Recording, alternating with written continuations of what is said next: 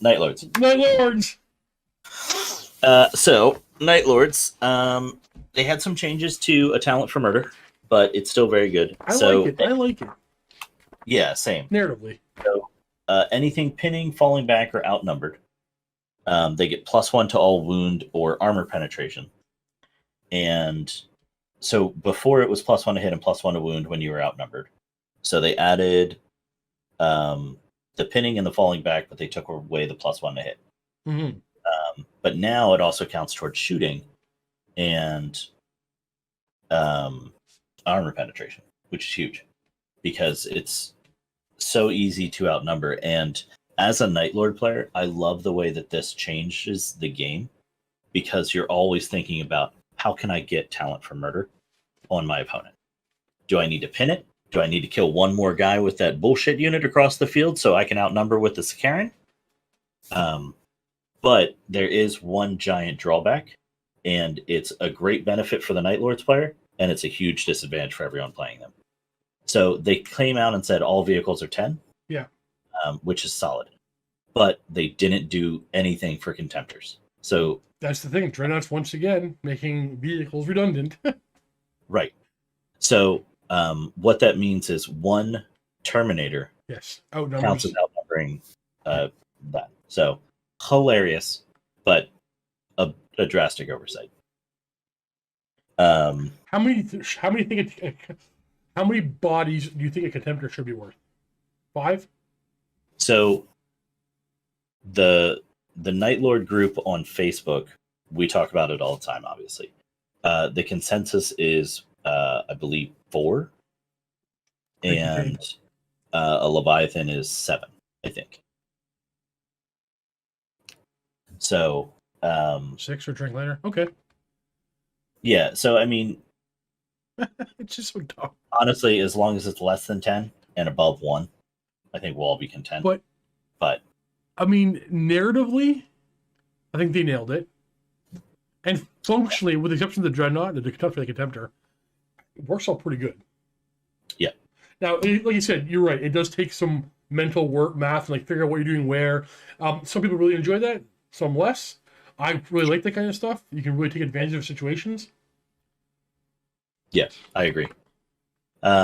So I have mixed feelings about their advanced reaction, especially because of the FAQ. So just to cover that real quick. So the FAQ made it so when you do hold the line, if you fail your morale roll, you fall back. Well, and you still that was always the case. Right, but now it's clearly stated. Yeah. So the Night Lord reaction is if you're going to declare a charge against me, I can choose to fail and fall back, but I immediately regroup. Oh, that's good. The catch is if there's another Night Lord unit within 12 inches, you can redirect to them. Oh, God. That's so Night Lords. If it didn't have that second part, like, it would be so good, but it's just like, no, don't fight us, fight them. Bye. Don't punch me in my pretty face. There's still a good advanced reaction. It's not a contender for top 5, but right. I think it's a pretty good reaction. No, let me rephrase that. It's a usable one. But I will say, as a guy who runs a 15-man squad of terror assault squad, there we go, all with Volkite, and you finally get that charge on them when they flee and then shoot next turn with 30 shots. Exactly. It's a feel bad moment. So I was literally thinking, so this is a pretty good Night Lord's advanced reaction, but like if my Iron Warriors had that, I'll trade you. Yeah, like it's really good for shooting army. Oh, it's really good for everything, I guess. But no, you know, it's a good advanced reaction. I like it. It's good. It's just not amazing. Does it suit them fluff wise? 110%. I bet you it's like, God, I love Night Lords. Night Lords is also an army I almost played back in the day before I did Iron Warriors. Well, it's funny. When you are a Raven Guard player who sells the Raven Guard to buy Emperor's Children, and then you're an Emperor's Children player and you start getting into horror, it's really quickly how you jump into Night Lords. Damian Kuhn says, I don't know. You can roll poorly and just have your advanced reaction do nothing. But that could be said for like almost all of them, dude. Sadly. sadly. I'll be honest, the warlord traits, none of them, they're very fluffy, but none of them are going to break the game. Sure. The fact that one of your warlords can get up to a fear 3 can be super terrifying. That's cool. That's cool. It's super them, but yeah. 2 rights of war. One of them's amazing. One of them is hot, stinky garbage. So the Swift Blade was really cool before. Well, it was kind of interesting before, but now you essentially take up to 5 HQs. None of them can be Praetors, and they all have to be on a bike of some sort. And in return, they all get counterattack and ignore penalties for moving and charging over difficult terrain. And the other big thing is you have to kill all 5 of them to get Slay the Warlord. But that's all it does, really. Your Outrider squads become troops. But it's nothing amazing, and it's really just focused on those 5 guys. So with that being said, Terror Assault is, I will wholeheartedly say, this is the most hated right of war in the game, and I love it. Because they can make night fighting go to 3 turns. And your Legion, we can talk about your Legion Butcher rule. Did we say that part? Well, they all have night vision? Oh, no.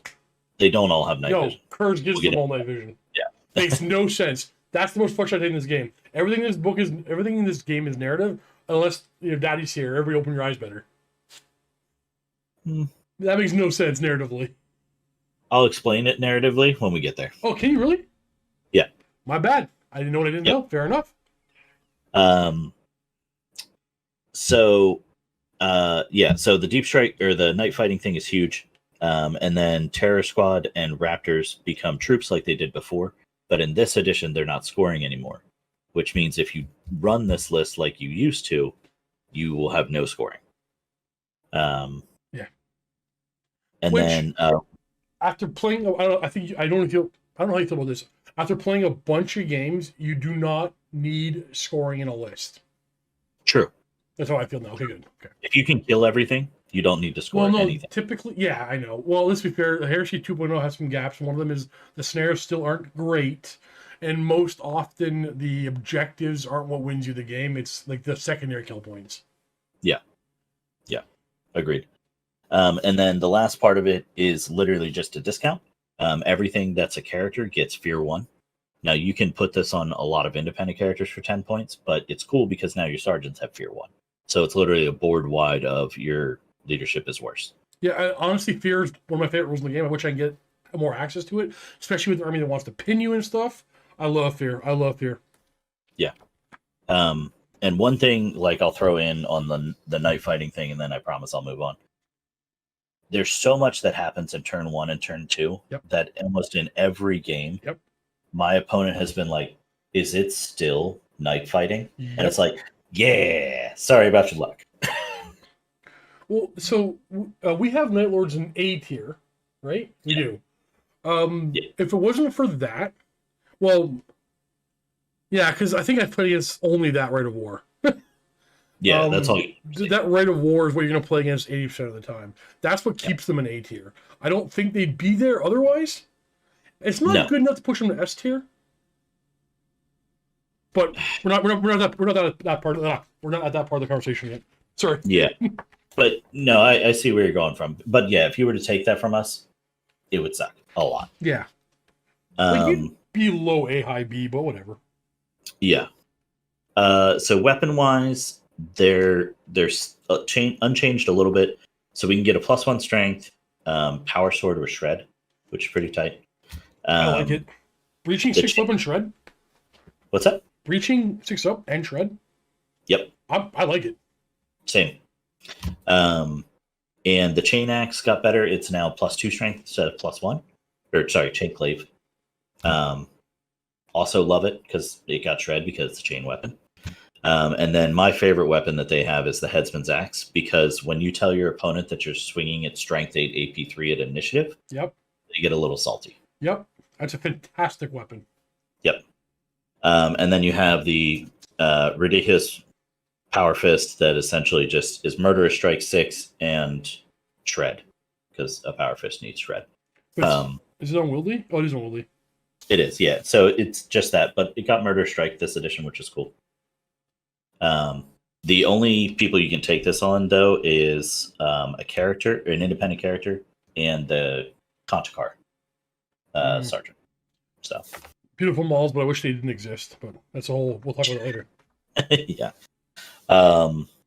So Lord of Murder is cool because it gives them the Bloody Murder rule, which is essentially anytime you're charging someone that's pinned or falling back, you get +1 to the charge distance and +1 attack, which, as we go through this and you see like how all these things can combine up, it gets super gross. Wait, I just noticed. Okay, carry on. I just noticed something, but I'll see what you say first. Yeah. What's that? No, go ahead. I want to see if you get to it first. Oh, okay. So Prey Sight is, night vision for 15 points model. Or 15 points. A unit. That's what I was going to talk to. I never seen anybody use that before, but like that seems like an auto include. Yeah, it is. Oh, are you guys all using it? It's not pointing it out? What's that? Are you guys you just auto put it on all your units, go with that Rite of War, and it's just not pointed out. I get it actually. Sorry, I didn't know that was an upgrade. It's essentially attacks, but it's attacks that every Night Lord player will pay every happy to pay for it. Because you can put it on a vehicle too, right? Right, and that's what I was exactly going to go to, because it's not correct in Battlescribe, or I think might still be messed up at Quartermaster. But you can put it on any unit, including a Dreadnought, including a tank. Love it. So, love it. Trophies of Judgment, it's cool. 10 points gives you Fear 1, but it doesn't stack with Fear. So you can only ever get Fear 1, but that's fine. That's how many points is it? 10 points? 10 points. I'd probably put it wherever I could. Yeah. So Kurz, they did such a wonderful job with Kurz that I want to put him in every list, and that's not because of his sire ability. So I want to put it before you get into it. When I first read it, I'm like, oh, so they kind of nerfed him. When I didn't understand the game yet, Kurz is terrifying. Yeah. So just to start with stats, so he's got the weapon skill of all of the big duelists. Yes. Which is perfect. Yeah. He's initiative 7, so he's one step down from Fulgrim. Okay. But he's 7 attacks, is where we haven't seen anyone above 5 recently, to the best of my knowledge. Well, wasn't Pretty Boy? Which boy? Fulgrim?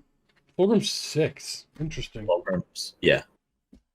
So he's got more attacks, and then he also is double armed. That is not included in his profile. I love Mercy and Forgiveness. What do you want, Mercy or Forgiveness? I love that. Yeah. His weapons are named Mercy and Forgiveness. Yeah. So Sire of the Night Lords, he gives everyone night vision for free. So it's a huge discount to building a list. Yep. So that. But to be fair, he's also one of the more expensive. He's one of the most expensive Primarchs. He is. So you're paying for it some way. Yeah. Now, with that being said, he also gives Bloody Murder to the entire army, which normally you can only give Bloody Murder to independent characters. Okay. So this is giving your tacticals Bloody Murder. So now pinning and fleeing is even scarier because they can run you down, essentially. So that's great. He has hit and run, just like the Khan, which is amazing. Best rule for a Primarch. Yep. He is Fear 3, so now your tactical is Leadership 5 when you're within 12 inches. Crazy. Which is insane.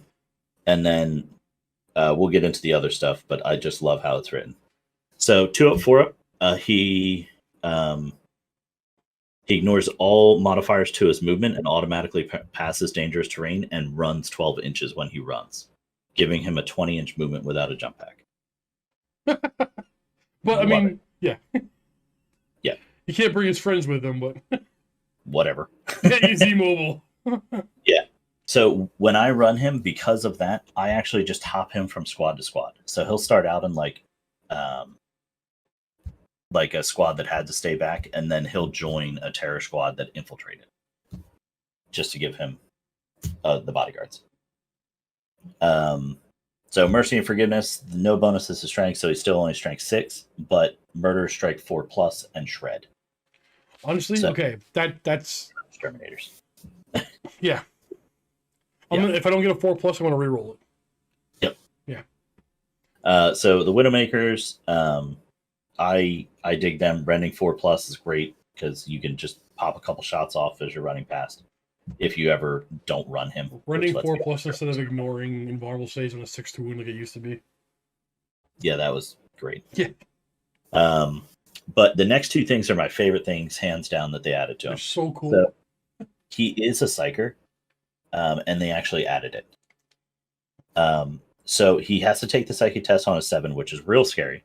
But keep in mind, if he fails it, someone else in the squad can take the wounds. Yeah, he punches somebody like, my brain, you're dead. But in return, he gets feel no pain 4+, which is terrifying. Crazy. And then an additional attack. So now we're 9 before we even charged. This won a duel for me against Valdor with Josh. And that's so good. So, and his last thing is just the most cursed thing I've ever heard, which is the King of Terrors. And if he completely obliterates a squad, everyone that can draw line of sight immediately takes a pinning test. So it used to be a panic check. Yep. But I still really like it. It's still awesome. He kills something, take a bunch of panics. I love him. Right. But before it had a range to it. Now it's everywhere on the board. Yeah. I've lost games because I had Kerr's hit and run out of a big squad that was fighting him. He goes, punches a tank. It was Josh playing. He punched a tank. It blew up. And then my whole line, like, no. And it left the table. Yeah. Yeah. Evil Batman's here. So Kurz. I love it. So Terror Squad, in my opinion, one of the best bang for the buck squads in the entire game. So make the case. What was that? Make the case. Make the case. All right. 115 points. You got 5 models. Basic stats. Other they have 2 attacks. 2 attacks. Yep. 2 attacks, but 9 leadership too. That's key. Aren't they all 9? Are they 7, 8, or 8, 9? They're 8, 9. No, but regular Marines, are they? Oh, regular Marines are 7, 8. Are you sure? I think they're 8, 9. They are not. We can check. We have books in front of us. 7, 8. Yep, you're right. Yep. I have to know leaderships, man. I play 9. Yeah, it's fair. It's fair. But probably the most overlooked thing is their skirmishers, which is huge. Skirmishers nice. Cover saves. And bigger unit coherency is great. The skirmish doesn't come up too often. So skirmish is you have a 3-inch coherency instead of a 2-inch coherency, and then a +1 to all your cover saves, which is pretty solid actually. Yep. They have infiltrate. They also have bloody murder. Don't stop. They are precision strike 6, which is a nice added flavor. Mm-hmm. They innately have fear, but probably the biggest thing is they have preferred enemy infantry. Period. Yeah, that's a good one. So think of them kind of like vets without the bump to weapon skill, because they also have chain swords and pistols. No. I'm not going to look at them that way. Because they only have 1 wound, right? So they're tacticals with +1 attack and leadership for twice the cost, and then a bunch of special rules. Yeah, but they're nice special rules. Yeah. So the way a lot of people run them is the way I run them, which is all Volkite. Yep, that's been a good way for a while. Yep. So that's super good. Another thing to not overlook is they can go up to a 15-man squad, which now helps with a talent for murder. Right. So just to give you the scenario of what I do all the time. So they're shooting at a tactical squad, a 10-man, whatever. They're hitting on 3s. They're 2 shots apiece. And they're now wounding on 2s because they're outnumbering and a Volkite's strength 5. Yep. And then if it wounds again, and they have preferred enemy. Yep. And if it wounds again, they need a 2 to wound, and they're re-rolling once. It's so common that I'll be like, I have 20 hits, 20 wounds. And you can't pay for. That's only 425 points. No, plus the extra 5 guys. Mm-hmm. So it's shy of 300, but it's gonna get work done. What's the range on the Charger? 15. Okay. So other dedicated shooting armies will probably have these guys put down before they get into threat. But you have enough other things. I'm not gonna look at it into a vacuum. Right, but this isn't a shooting squad. It has great firepower, but it's, in my opinion, it's a little bit of both. Well, I Because guess they're you have 3 attacks base, 4 in the charge per model. right, With and preferred enemy and talent for murder. Oh yeah, that's getting work done. if that squad is pinned or falling back, now they're 5 attacks apiece. Do you take And rotor plus- cannons? Do you put any rotor cannons in the squad? You can. I would. It's a pinning weapon. Yep. So I've run with like 10 Volkite chargers and 5 rotor cannons. The issue is rotor cannons have a really hard time of wounding, and you need to get a wound through to do the pinning. True, but are they like +1 to wound because of the talent for murder? It's wounding on 4s. They are. So they're wounding on 4s. They just have no AP, no way of getting AP. Their range is also a lot farther than the Volkite, which kind of sucks too. But what I actually like doing with them, because the Warlord traits are good, but what I really love doing is putting my Praetor with these guys, giving them Stoic Defender, and now the Volkite Chargers are pinning. It's just the best Warlord trait. Yeah, absolutely. It's a core rulebook Warlord trait. Whenever you just gotta shoot at something, you don't have to do any wounds, right? No, I think you still have to wound, because it just gives them pinning. Oh, I thought it was. I think that doesn't matter. Oh, you know what? Yeah, it's pinning, but yeah, you're right. But yeah, they're so good and they do so much work, and it's very rare that I play a game where they don't get their points. Well, you really want to shoot when you get at least one model within 12 of your enemy, so you get that fear. Yep. This cough won't go away. Yep. So Night Raptors are still good. They're weapon skill 5 now and 2 wounds, which is great. Hilariously, they're skirmishers too. Their creme de la creme is sudden strike 1 though. That's a pretty good rule in the game of all Marines on Marines on Marines on Marines. Right, exactly. Good jump pack vets, otherwise. Yeah, so the jump pack vets, they can all take lightning claws, or you can give them chain glaives. So just to give you an idea, the sergeant, who is, if he were with dual lightning claws and able to charge a unit that is pinned, he is 7 attacks by himself. Yeah. So they will mulch most things that they can touch, but they will also get shot to death. So I had to jump ahead of you on the contact, whatever I said. These things should not exist. We should have had the Atramentar. Sure. And that's it. But otherwise, the Terminators, whatever. So to that, these are a type of Atramentar. But yes, I think a lot of people would have rather seen the actual Atramentar. I'm one of those people that would rather see that. So I have one narrative question. We'll answer it fast. Is Sevatar a good guy or bad guy now at the end of his arc? He's a bad guy. Still a bad guy? Always a bad guy. Okay. Just because you save one little girl's life, still a bad guy. we have them in B tier. Or sorry, we have them in A tier. The Rite of War keeps them there. You can argue for S tier, but I don't think you're gonna win that argument. So the only question here is, do Night Lords belong before or after the Space Wolves? I mean, the Iron Warriors. Before. Yeah. Okay. Because we didn't even touch on Sevatar, but Sevatar is an absolute monster. Yeah. Well, I mean, like Sigismund. Yeah, I mean, if he had a Eternal Warrior, he would go toe-to-toe with Sigismund. Absolutely. All right. Who is next?